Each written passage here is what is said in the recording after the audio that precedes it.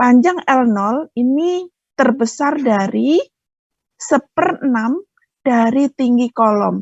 Jadi LN kolom, tinggi kolom atau H kolom ini berapa panjangnya ya? Panjang kolomnya ini berapa? Itu kali 1/6. Kemudian kolom kan punya dimensi ya, dimensi penampang. Nah, berapa dimensi penampang terbesar dari kolom tersebut? Misalnya seperti ini. Nah, maka B dengan H ini dipilih dimensi yang terbesar. Ya, BH. Oke. Atau 450 mm. Diambil yang terbesar. Berapa? Misalnya 700 mili atau 1 meter. Nah, itulah yang wajib diberi sengkang, ya, dipasang tulangan dengan jarak sengkang tertentu. Begitu, ya. Kemudian yang berikutnya yang diatur terkait dengan tulangan transversal atau sengkang adalah pemasangan sengkang pertama pada kolom di muka balok. Jadi pada muka balok ya, ini batas baloknya misalnya di sini, maka jarak dari muka balok ke sengkang pertama itu berapa? Dia tidak boleh lebih besar dari S0/2. S0-nya mana? S0-nya itu ini. Jarak sengkang di sepanjang L0. Itu adalah S0. Berarti sengkang pertama yang dipasang di muka balok itu sebesar setengahnya dari jarak antar sengkang di dalam L0. Gitu ya. Oke, clear? Sampai di sini ada pertanyaan? Nah, Bu, mau nanya, Bu. Silakan. Yang LO dari 3 opsi itu berarti ambil yang terbesar ya, Bu? Misalnya ada 500, 600, berarti diambil yang 600 gitu, Bu? Betul. Oh iya, baik, Bu. Kalau ini diambil yang terbesar. Kalau ini diambil yang terkecil. Kalau jarak sengkang diambil yang terkecil. Tapi kalau panjang L0 diambil yang terbesar, gitu ya.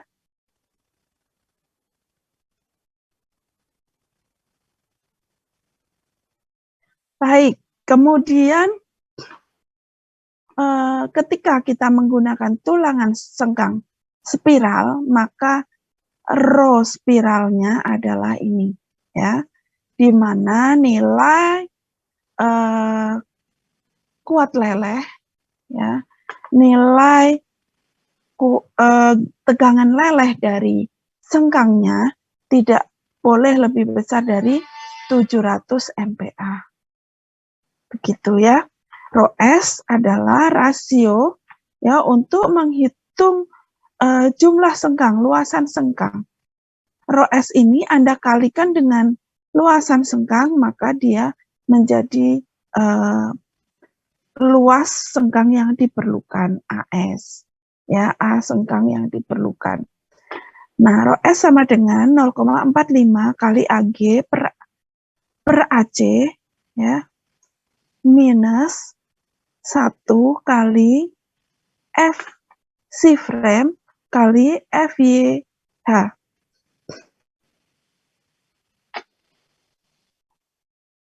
Atau FYT. FYH itu hoops, ya ini ties. Sama sih sebenarnya. Oke, ada pertanyaan sampai di sini? Baik, kalau tidak ada, ya, nanti tolong perhatikan ini ya. Ini untuk SRPMM. Biasanya SRPMK juga ada syaratnya, tapi ini lebih besar, lebih moderat dibanding SRPMK gitu ya. Oke, lanjut ya, saya lanjut. Berikutnya adalah untuk di luar L0 ya. Spasi tulangan transversal itu paling tidak memenuhi syarat sesuai pasal 10.7.6.5.2. Jadi untuk di luar L0 ini aturannya sudah aturannya konvensional. Jadi aturannya seperti biasa ya, di mana VS itu lebih kecil dari 0,33 akar FC frame B kali D, di mana S-nya itu tidak boleh lebih besar dari D per 2 atau 600. Sedangkan untuk VS lebih besar dari 0,33 kali FC frame kali B kali D, maka nilai S-nya itu tidak boleh kurang dari tidak boleh lebih besar dari D per 2, D per 4 ya kalau yang atas D per 2 atau 300 mm. Gitu, ini untuk nilai VS lebih besar dari 0,33 kali 0,33 kali akar FC frame B kali D gitu ya. Oke, berikutnya adalah ini masuk pasal 18.4.3.6. Apabila PU-nya itu lebih besar dari AG FC frame per 10, maka kolom yang menumpu pada dinding struktural ya di sepanjang kolom harus dipasang sengkang dengan spasi S0. Seperti tadi ya, S0 tadi.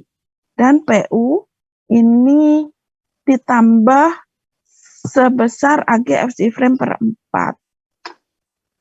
Itu. Kemudian tulangan transversal ini perlu diteruskan hingga ke bawah, di mana bawahnya itu kan dinding struktural ya, masuk ke dalam kolom ya.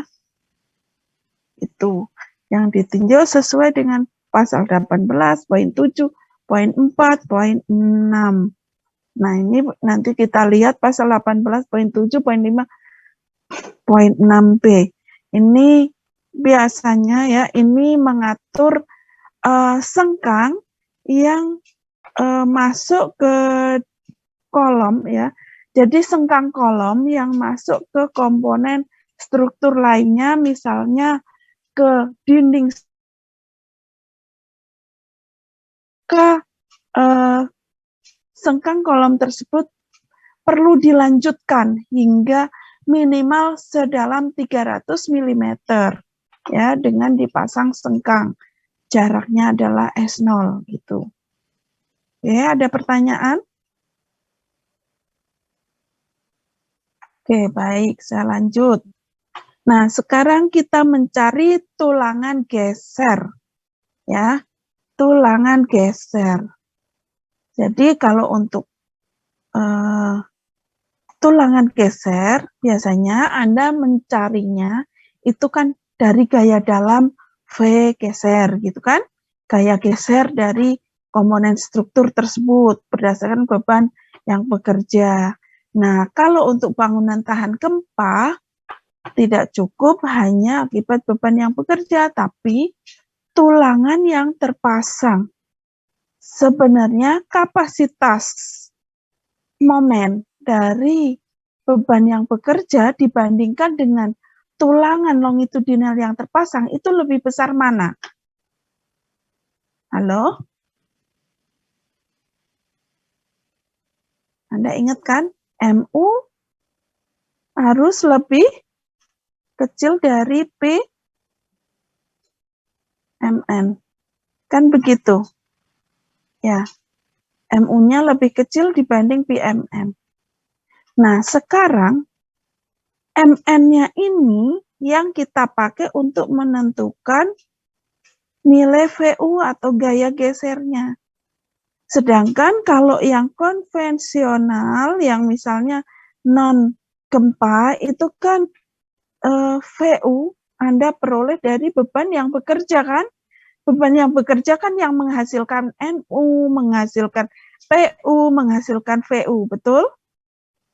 Ya, otomatis kalau Anda menghitung nilai VU berdasarkan nilai MN-nya, konsekuensinya apa? VU-nya yang berdasarkan tulangan yang terpasang ini harusnya lebih besar dong dari VU beban, kombinasi beban. Betul tidak? Kalau berdasarkan logika ini. Halo? Betul, Bu. Betul ya.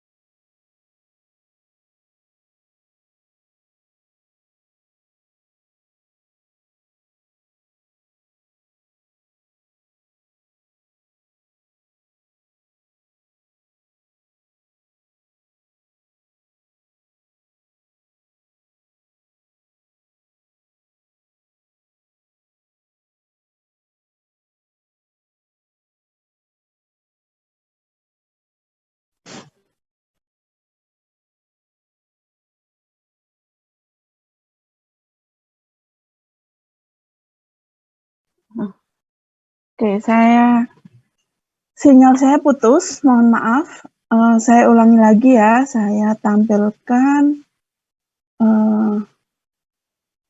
tadi sampai mana nih? Sudah nampak slide-nya? Sudah, Bu.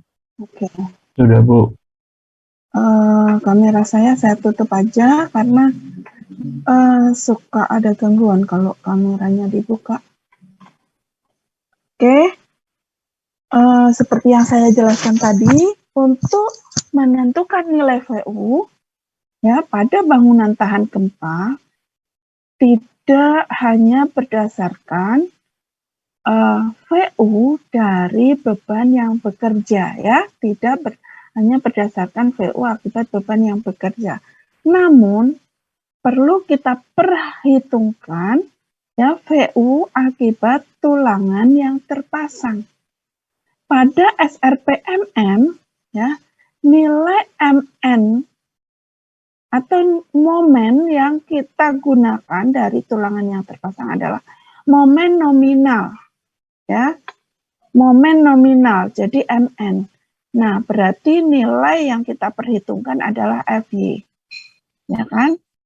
Kalau pada SRPMK pakainya adalah FU atau 1,25 FY gitu kan. Oke, perhatikan di sini. MNT, jadi ini kuat nominal atau momen nominal dari tulangan kolom di bagian atas. Sedangkan MNB adalah momen nominal dari kolom bagian bawah. Kita jumlahkan, kita bagi dengan panjang bersih kolom, ya. Nah, pertanyaan saya, bagaimana mencari momen nominal pada kolom? Bagaimana? Halo? Ada yang bisa menjawab?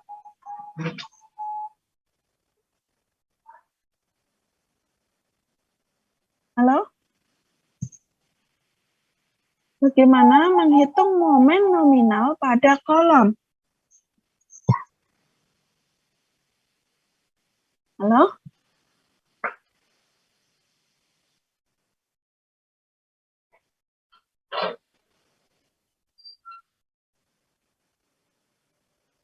Dengar suara saya? Dengar, Bu. Ya. Bagaimana cara mencari momen nominal pada kolom? Kalau momen nominal pada balok, kemarin saya udah jelaskan kan sekilas. Prinsipnya AS kali FY kali panjang jarak jarak ke titik tinjauan dari AS kali FY-nya kan. tinjauan kita kemana gitu, atau momen couple dari penampang tersebut. Nah, sekarang kalau kolom bagaimana? Apakah seperti itu juga? Anda masih ingat cara mendesain kolom?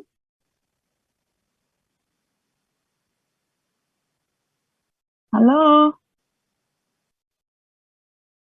Masih ingat? Ini apa?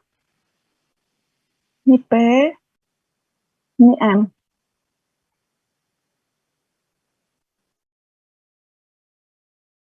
Masih ingat? Kadang dia seperti ini.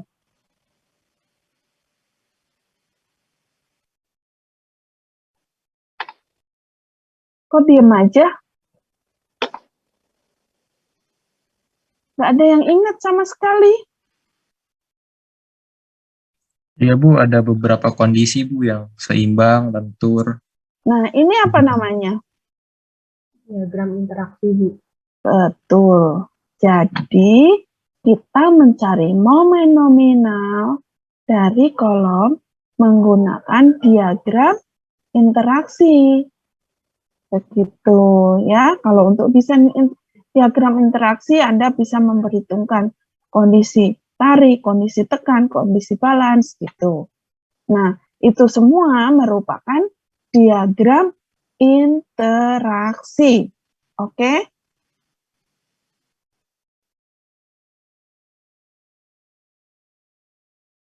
Ada pertanyaan?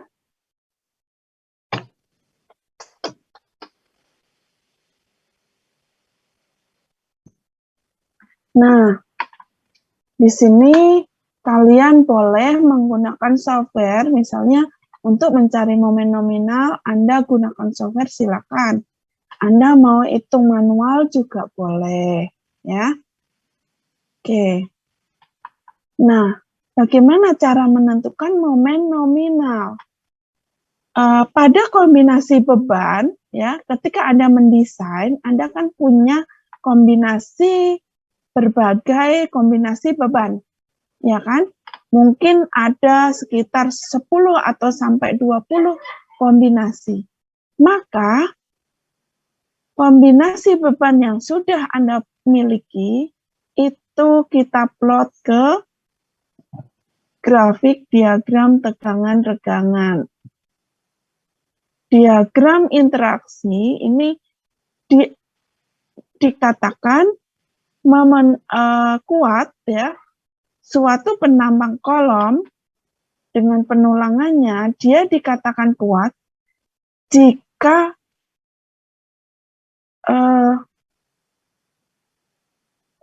kombinasi bebannya ini semua ada di dalam grafik diagram interaksi. Nah, misalnya seperti ini. Kalau misalnya ada satu saja grafik diagram interaksi di luar garis, berarti dimensi penampang dan penulangan kolom yang Anda desain itu fail, ya, tidak memenuhi syarat. Karena apa? Dia, ya, penampang tersebut tidak bisa mengakomodir beban yang bekerja di luar grafik diagram interaksi, ya. Jadi kalau seperti ini berarti dimensi penampang kolomnya harus diperbesar, penulangannya ditambah begitu. Ya, ada pertanyaan sampai di sini?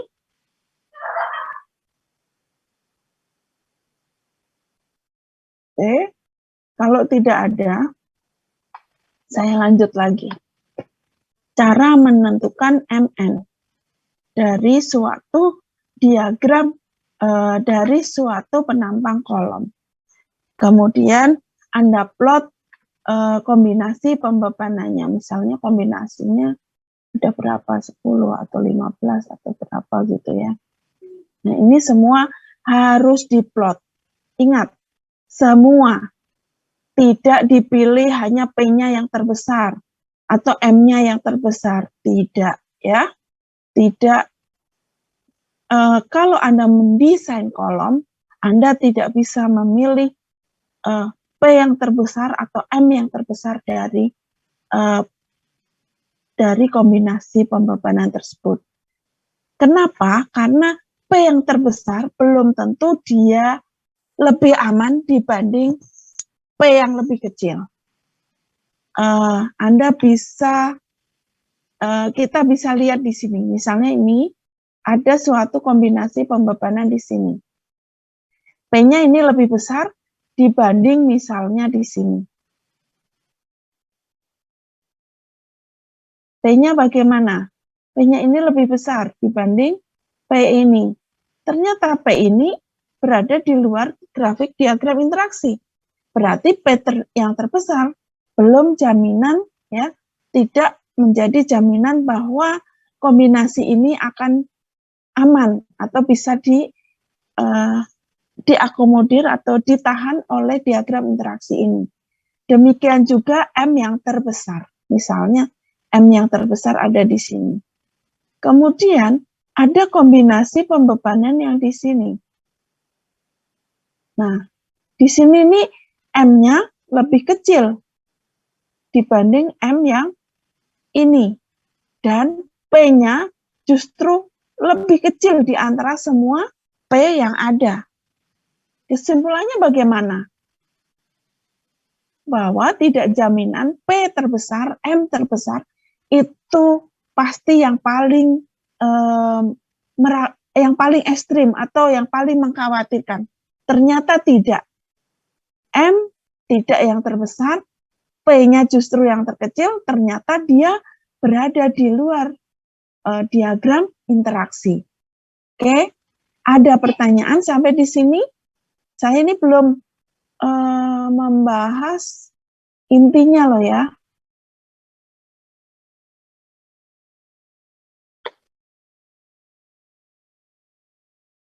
Oke, begitu.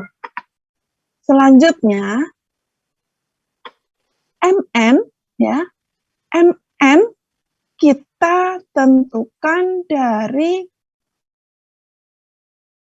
link beban yang atau kombinasi beban yang ada. Misalnya gaya dalam yang di bagian atas, ini kita plotkan ke sini, terus gaya dalam yang di bagian bawah, kita plotkan juga di sini, atau Anda pisah, ya, PU dan MU dari kolom bagian atas, kita bikin diagram interaksi, terus PU dan MU dari kolom yang di bagian bawah kita buat diagram interaksi, kemudian kita cari nilai P yang terkecil. P yang terkecil itulah merupakan momen nominal yang kita perhitungkan untuk menentukan nilai VU. Nah, kalau misalnya ini P yang terkecil kan ini. Ya. P yang terkecil, kemudian kita tarik garis, terus kita potongkan di sini. Yang berpotongan dengan sisi, dengan garis interaksi, kemudian kita cerminkan ke bawah, ke arah M, maka ini sebagai MN-nya. Oke. Sampai di sini ada pertanyaan? Jadi, yang menjadi patokan untuk menentukan nilai MN, ya, MN untuk mencari nilai VU diperoleh dari P yang terkecil. P yang terkecil kita tarik garis horizontal hingga memotong garis terluar, garis dari grafik diagram interaksi. Perpotongannya kita tentukan, ya, dia berpotongan. Kemudian kita kita tarik garis arah vertikal hingga berpotongan dengan sumbu horizontal atau nilai M. Nah, disitulah titik inilah yang merupakan nilai MN-nya. Oke, ada pertanyaan sampai di sini? Halo? Bu, mohon maaf, Bu. Ya. Ini kayaknya share screen-nya nge-stuck, Bu. Soalnya yang Ibu gambarin bulat-bulat itu nggak ada apa-apa, Bu. Oke, saya ulangi ya, stop screen. Iya, Bu.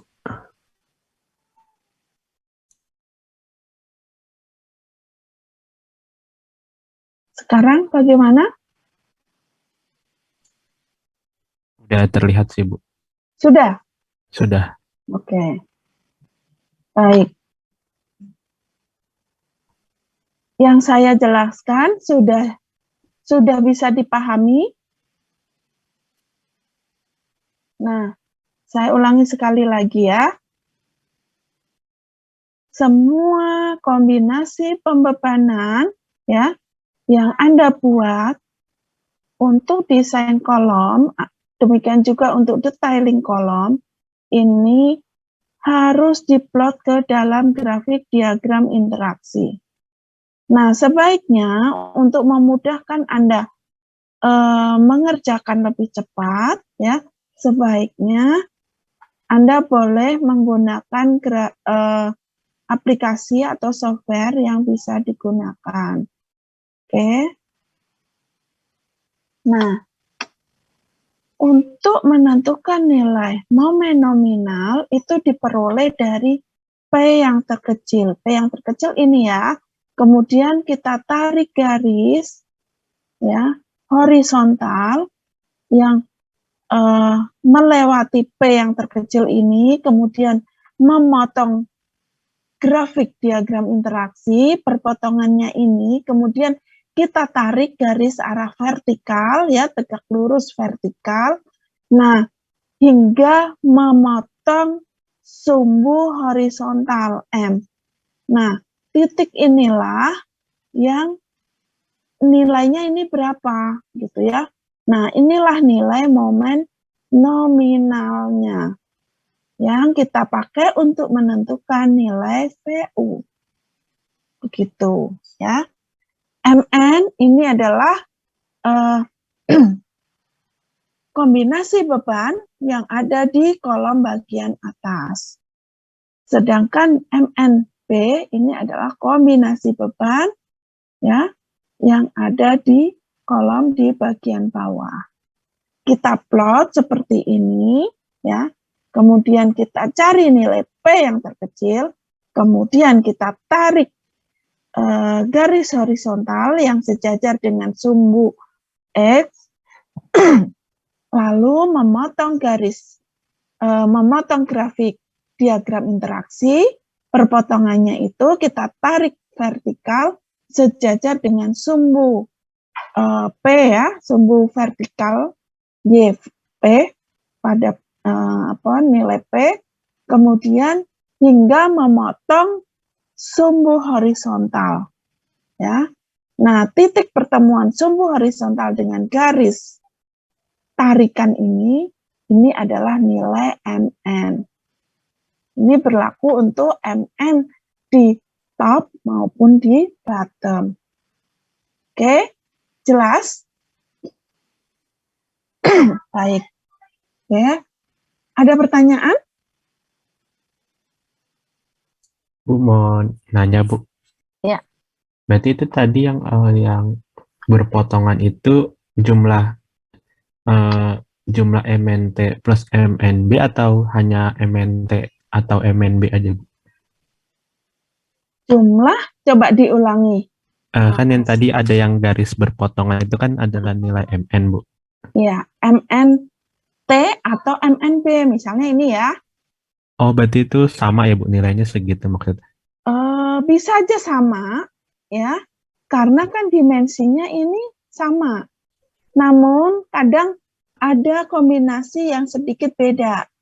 Nah, jika tidak terlalu beda jauh, kalau dimensinya sama, maka ini bisa ditulis 2 kali MN per LN atau LU.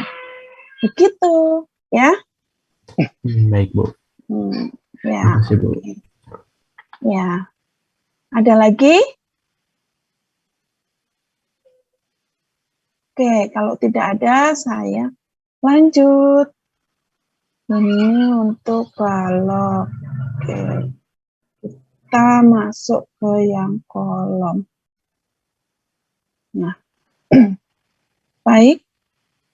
Sekarang kita masuk untuk detailing kolom pada SRPMK. Nah, sambil kita mengingat yang tadi ya, yang SRPMM.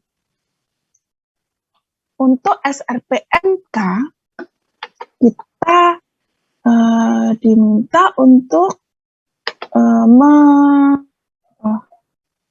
memenuhi syarat geometri. Ya. Yang pertama, dimensi terkecil dari penampang kolom itu tidak boleh kurang dari 300. Ya. Kemudian, yang kedua adalah rasio B terhadap H ini tidak boleh kurang dari 0,4. Clear ya? Jadi ada dua syarat yang harus dipenuhi. Yang pertama adalah dimensi terkecil dari penampang kolomnya, entah itu B atau H, ini tidak boleh kurang dari 300. Dan rasio antara B terhadap H, ya, ini juga tidak boleh kurang dari 0,4. Oke, ada pertanyaan sampai di sini? Clear ya? Oke. Ya.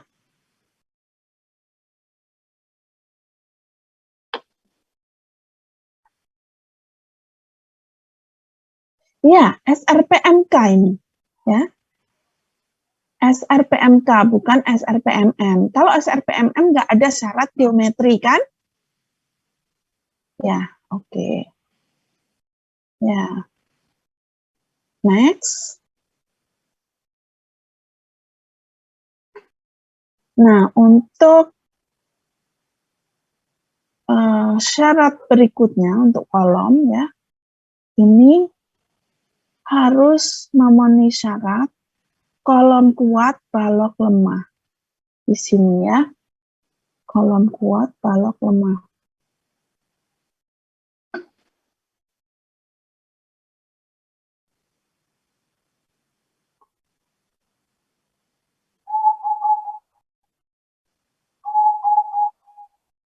Nah, jadi slogan kolom kuat, balok lemah itu harus dibuktikan di sini. Oke, bahwa momen kapasitas kolom harus lebih besar 1,2 dari momen kapasitas balok yang merangkai. Jadi seperti ini.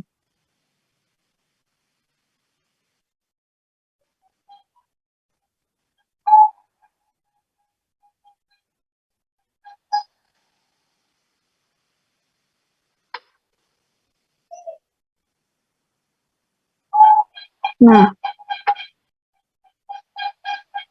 misalnya ya, kita pengen ngecek apakah di titik ini, di beam kolom join ini, di pertemuan ini, kolomnya lebih kuat daripada balok.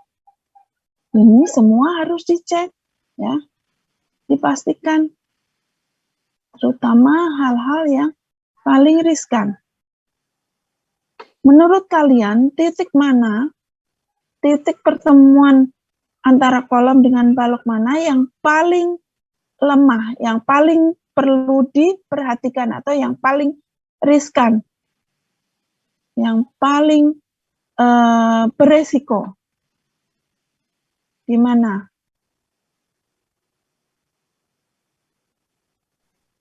Titik yang tengah, tahu? Bu. Karena Titik. ada dua balok di situ, di satu kolom. Oke. Titik tengah yang mana? Yang sini? Halo? Atau yang sini? Ini kan sama-sama tengah ya. Di mana? Halo, halo? Yang bawah, Bu. Yang ini? Atau yang ini?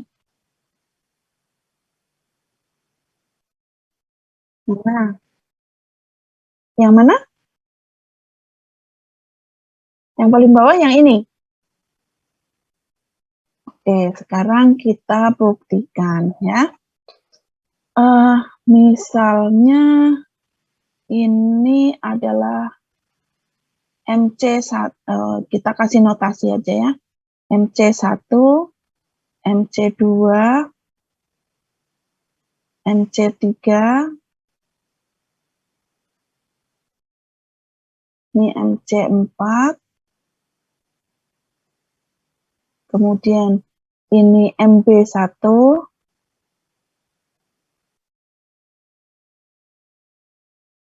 ini MB2,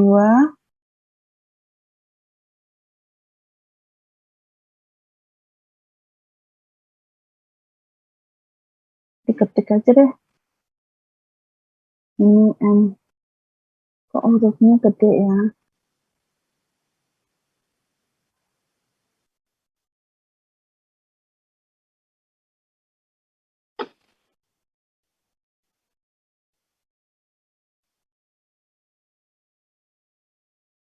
Ini MB3,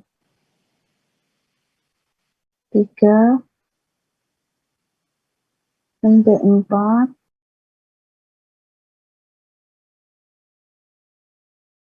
ini MB5,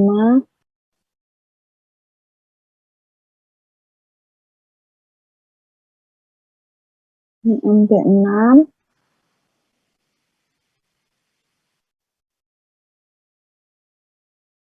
MB7, MB8.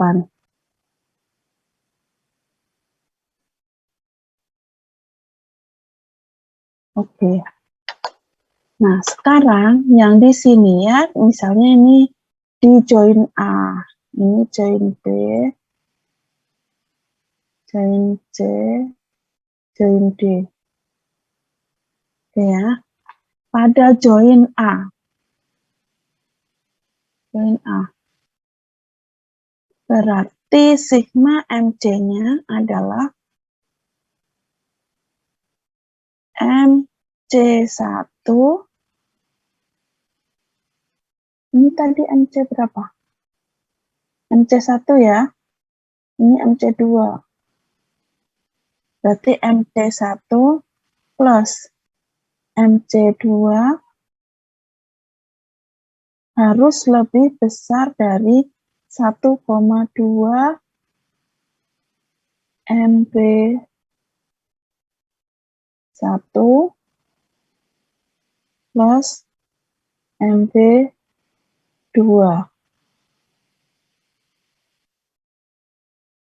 Jangan lupa N-nya, ada N-nya nominal. Oke, ini di titik A. Sekarang di titik, oh ini menurut kalian yang paling besar ya. Oke, sekarang di titik B. Di titik B, sama nggak sih?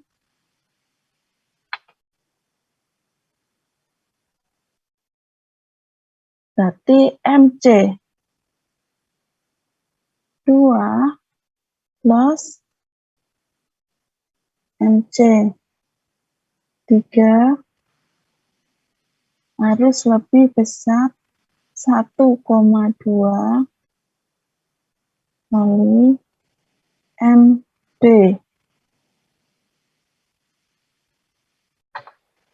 Tiga plus MB4.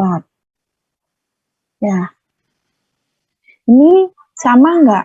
Ini setara ya. Nah, sekarang saya akan tunjukkan mana yang paling ekstrim justru. Seharusnya yang di sini. Kenapa? MC4. Ya. Dia ada berapa kolom? Satu kan? Satu kolom, kuat nominal. Satu kolom harus bisa menahan 1,2 MB7 plus MB8.